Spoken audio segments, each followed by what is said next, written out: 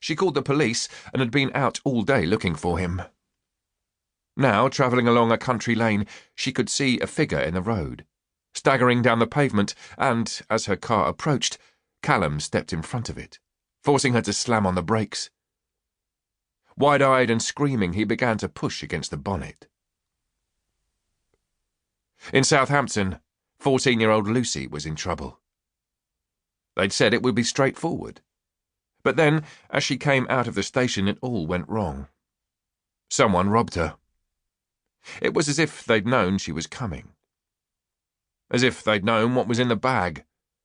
A punch, a grab, gone. She couldn't exactly go to the police.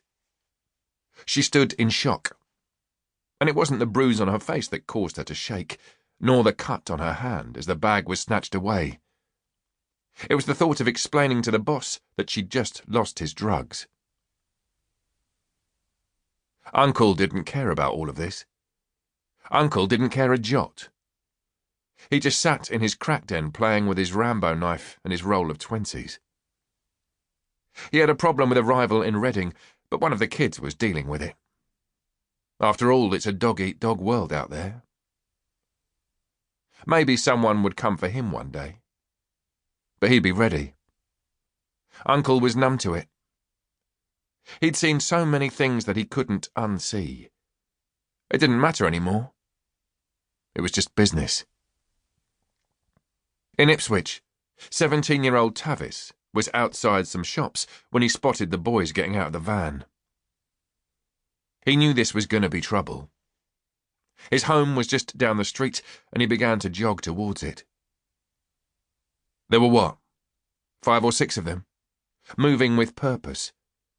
The kids from J Block, taunting as they ran, jabbering about revenge. Something must have happened. Tavis picked up his pace. His jog turned to a sprint. He was fit. But some of these J Block boys were fast and big. He could see the hedgerow leading up to the Baptist church. His heart was thumping. His enemies were on his street. They were closing in when he slipped. Disaster. He tried to get up, but there was a shove. His face was slammed against the concrete. He twisted as they set on him. His ankle turned so hard his trainer came off his foot. Then 2 of them had him pinned to the ground. Only for a second did he see the knife, a long blade in someone's hand. Then they were on him like he was a piece of meat. He felt a searing pain in his leg, his stomach, his chest, blow after blow, his body filled with terror and adrenaline. What had he done to deserve this?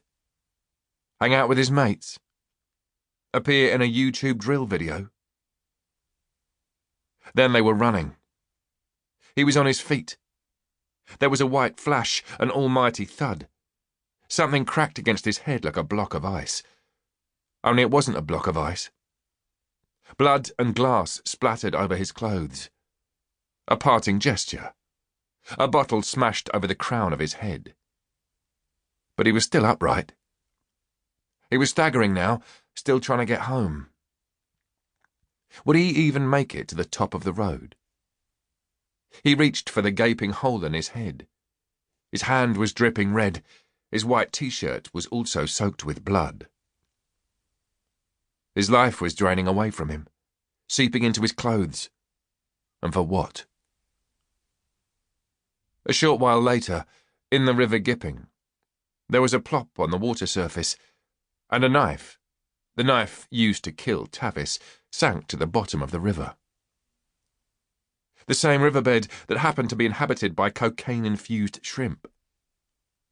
Indeed, it was the same month that King's College published a report in Environmental International which found that the most frequently detected substances in the Suffolk shrimp include cocaine and ketamine, and that cocaine in particular was found in all samples tested.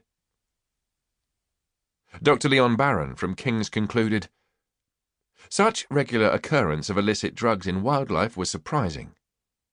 We might expect to see these in urban areas such as London, but not smaller, more rural catchments.